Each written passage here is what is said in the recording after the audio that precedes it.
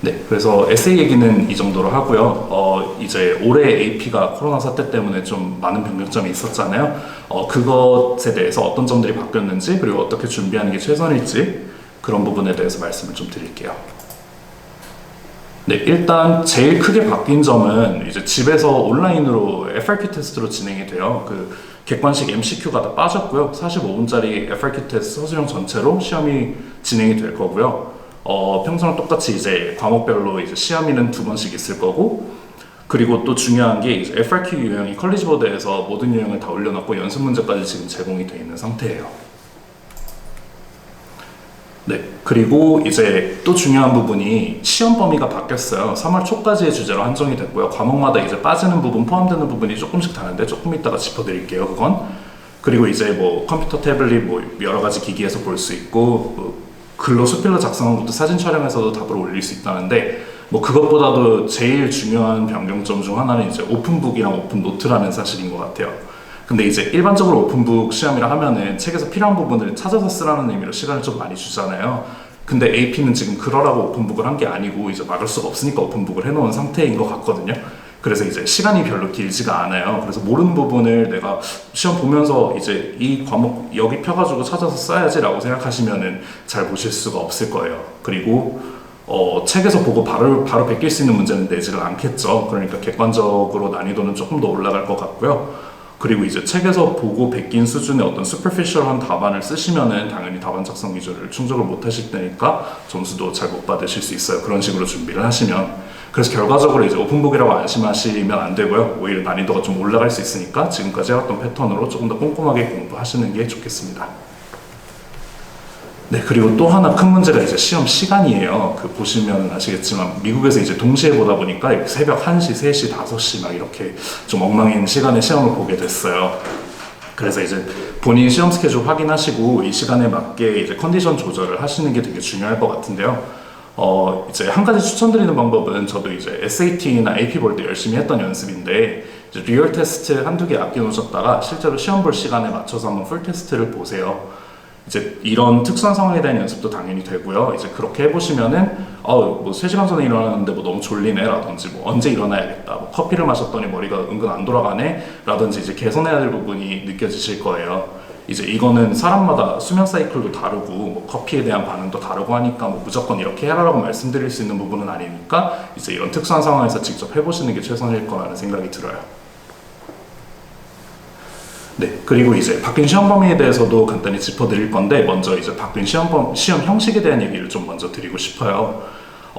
일단 시험 범위가 많이 바뀌었는데요. 이제 이게 힌트가 될 수 있거든요. 이제 어떤 부분이 빠졌고 어떤 부분이 남았는지를 보시고 이제 이 범위는 왜 빠졌을까, 뭐 이 범위는 왜 남겼을까를 통해서 문제를 예측하셔서 그 예측 문제에 대한 FRQ 쓰시는 거를 철저하게 연습하시는 게 중요할 거예요. 그리고 뭐 당연한 얘기지만 FRQ 올려줬는데 이제 그것들은 기본적으로 다 풀어봐야겠죠.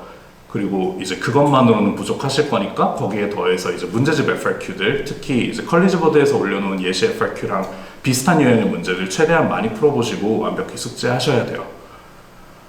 그리고 이제 MCQ에서처럼 이제 굉장한 디테일까지 물어보지는 못할 거예요, 기본적으로. 근데 이제 어느 정도의 상세함으로 써야 되는지는 이제 문제집 모범도 한번 보시고 선생님이랑 맞춰가시면서 완벽하게 준비하실 수 있을 거라고 봐요.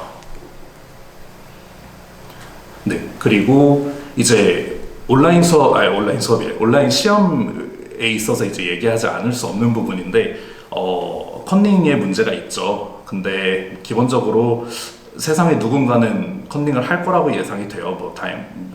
hopefully 이제 많은 사람은 아니기를 바라지만, 그래서 아무래도 뭐 컨닝이라든지 대외 시험을 보면은 커브가 약간은 올라갈 수 있겠죠. 근데 이제 그런 부분은 저희가 통제할 수 없는 부분이잖아요. 고민할 이유도 없는 부분인 거고요, 사실.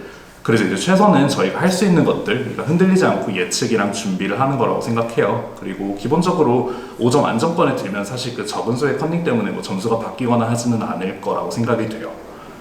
그리고 이제 이렇게 바뀐 상황에서 중요한 부분이 점수를 받는 건 받는 건데, 이제 5점이라는 것이 대학교에서 이제 스펙으로서 이점과 같이 인정을 해주냐가 좀 관건이죠. 뭐 학점 이수는 해주겠는데, 솔직히 이제 한국에서 AP를 준비함에 있어서 뭐 학점 이수보다는 스펙으로 사용하시는 경우가 더 많잖아요. 근데 이제 시험 범위도 바뀌었는데다가 뭐 대리 시험 같은 컨닝의 문제도 있어서 아마 스펙으로서 동일한 수준으로 인정을 하지 않을지도 모르는 부분이에요. 근데 뭐 사실 생각해보시면 그렇게 불리한 부분은 아닐 수도 있는 게 모든 학생들이 같은 상황이잖아요. 그래서 완벽하게 불리한 요소로 보실 필요는 없을 것 같아요.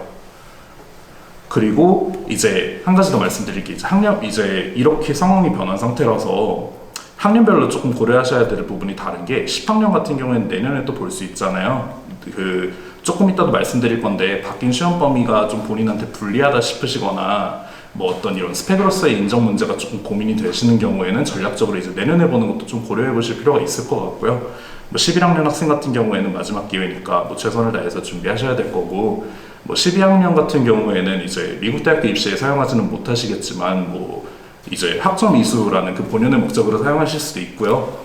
한국 대학교 만약에 입시 지원하실 거면 이제 그건 AP 시험 이후니까 뭐 그렇게 전공 과목에 맞춰서 AP 시험을 보시는 것도 뭐 괜찮을 것 같아요. 네, 그리고 이제 시험 범위 바뀐 부분들은 이런데요. 이제 공매 멘토님들이 이제 분야별로 훨씬 상세하게 가르쳐 주시겠지만 이제 저는 간단히 중요 포인트들만 짚어드릴게요. 네, 이거는 공맵에서 보실 수 있고요. 포럼에서. 네, AP 사이트 같은 경우에는 저한테는 조금 아쉬운 부분이기는 해요. 제가 이런 쪽에 관심이 있어서. 근데 이제 이상심리학, 임상심리학이라든지 사회 쪽에서 이제 심리학이 어떻게 적용이 되는지에 대한 사회심리학 부분이 빠졌어요. 그래서 이제 이거는 어느 분야에 내가 관심이 있냐에 따라서 체감 난이도는 달라질 것 같아요. 저같이 이제 사회심리학이라든지 어떤 어플리케이션에 더 관심이 있는 경우에는 아무래도 공부하기가 조금 흥미가 떨어질 수는 있겠죠. 근데 이제 바이올로지나 케미스트리 같이 이런 어떤 근본적인 스템 사이언스의 이제 기반이 확실한 경우에는 뉴럴바이올로지라든지 바이오사이트 같은 데에서 이제 점수를 더 많이 얻으실 수 있을 거거든요. 이제 이런 학생들 같은 경우에는 더 좋은 기회가 되겠죠. 근데 이제 이 바뀐 시험 범위랑은 이제 별개로 무조건 나올 만한 질문은 이제 correlation이랑 causation을 어떻게 infer할 것인지에 대한 그런 어떤 실험 설계에 대한 문제가 한 문제가 나올 것 같고요. 이제 또 매번 나오는 문제죠. 이제 시나리오를 주고서 이제 특정 컨셉들 나열하고서 이제 그 컨셉들이 어떻게 작용할지를 그 컨셉들이랑 단어들을 사용해서 설명하는 문제가 하나 나올 거예요. 네, 그리고 AP 캠 같은 경우에는 이번에 범위 변경에서 수혜를 가장 많이 봤다고 느껴져요.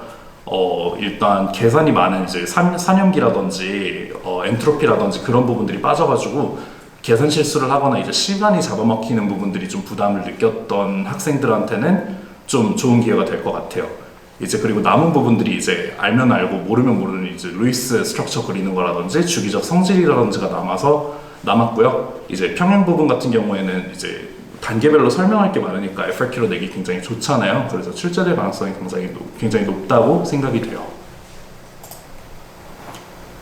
네, 그리고 AP 바이오도 이제 좋은 사람한테는 좋겠는데 아닌 사람들한테는 뭐 조금 불리할 수도 있는 상황이에요.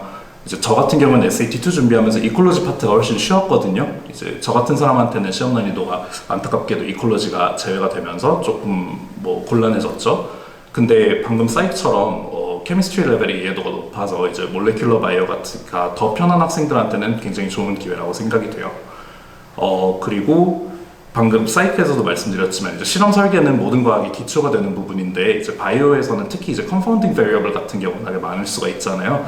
그래서 이런 변수들을 어떻게 통제할지 어떻게 잡을지에 대한 문제도 나올 거라고 생각이 돼요. 네, 그리고 이제 방금 캠은 좀 아까 캠 말씀드렸던 게 좀 수혜를 받은 거에 비해서 AP 피직스 이제 메커니즘 같은 경우에는 별로 큰 도움을 받지 못했어요. 오히려 더 좀 어려워졌다고도 볼 수 있는 부분인 게 중력이나 진동인 이제 공식만 탄탄히 외우면 어느 정도 이제 간단히 푸실 수가 있잖아요. 근데 이제 걔네가 다 빠지고 회전역학까지 좀 어려워하시는 부분, 그 부분이 이제 자연스럽게 빈자리를 채우게 될 거거든요. 그래서 아까 바이오에서 말씀드렸던 것처럼 실험 분석이랑 회전역학 이런 평소에 조금 어렵게 생각하셨던 부분들 철저하게 준비하셔야 될 거로 생각이 돼요. 네, 그리고 이제 Physics, E&M, Electricity and Magnetism에서는 이제 좀 굉장히 큰 변화가 있었어요. 이제 이 말이 E&M이지 E가 빠져가지고 지금 Magnetism이 빠져서 이제 Electricity만 남은 상황이거든요. 그래서 이제 근데 그렇다고 이제 메커니즘처럼 뭐 쉬워졌다 어려웠다 하기가 좀 힘든 게 바이오에서처럼 이제 M이 더 자신 있었던 학생들한테는 조금 힘든 상황이 됐고요. 이제 E에서 점수가 잘 나왔던 학생들한테는 기회가 됐겠죠.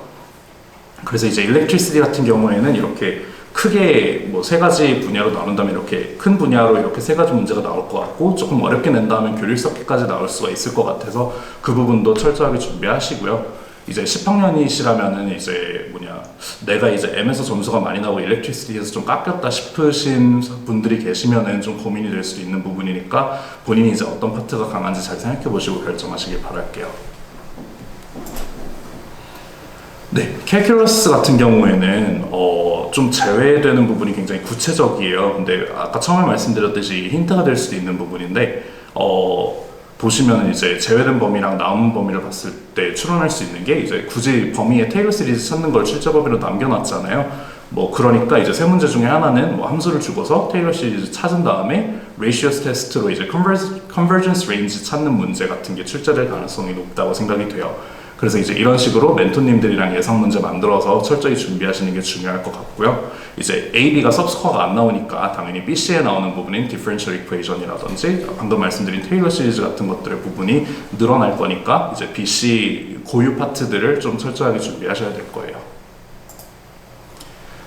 네, 그리고 이제 environmental science 같은 경우에는 이제 학생의 성향에 따라서 또 난이도가 좀 바뀔 것 같아요. 기본적으로 이해를 기반으로 해서 이제 이제 현실에서 적용하는 그런 것들이 요구되는 단원이 제외가 됐어요. 정책적인 부분이 좀 environmental science 나머지 부분이랑 좀 그 뉘앙스가 다르잖아요. 장르가 다르잖아요. 근데 이제 글로벌 워밍이랑 폴루션 쪽이 미국 정책 관련된 내용이 굉장히 많았거든요. 근데 그 부분들이 제외가 되면서 이제 나머지 부분 스템 좀 더 하드 스템 한 성향의 학생들이 더 보기 쉬운 시험이 됐어요. 그래서 네, 스템 쪽 성향이 강한 학생들한테는 굉장히 좋은 기회가 될 것 같습니다. 네, 그리고 AP 스택 같은 경우에는 이제 좀 번거로운 부분이었던 이제 카이스퀘어랑 슬로프가 제외가 되긴 됐는데요. 아마 FRQ 시험에 있어서는 큰 의미는 없을 것 같아요. 왜냐면 애초에 걔네들이 그렇게 FRQ에서 많이 출제되는 문제들이 아니라 가지고 아마 FRQ 부분에 있어서는 비슷하게 출제가 될 것 같고요. 뭐 항상 나오는 이제 실험 설계, 설문 설계 문제가 꼭 나올 것 같고요. 다른 부분들은 평소랑 비슷하게 준비하시면 될 것 같아요. 네, 그래서 이제 오늘 바뀐 시험 범위 좀 간단하게 짚어드렸는데요. 공맵에서 이제 전문적인 멘토님들한테 더 많은 도움 받으셔서 바뀐 AP에서도 좋은 성적 거두시길 바랄게요.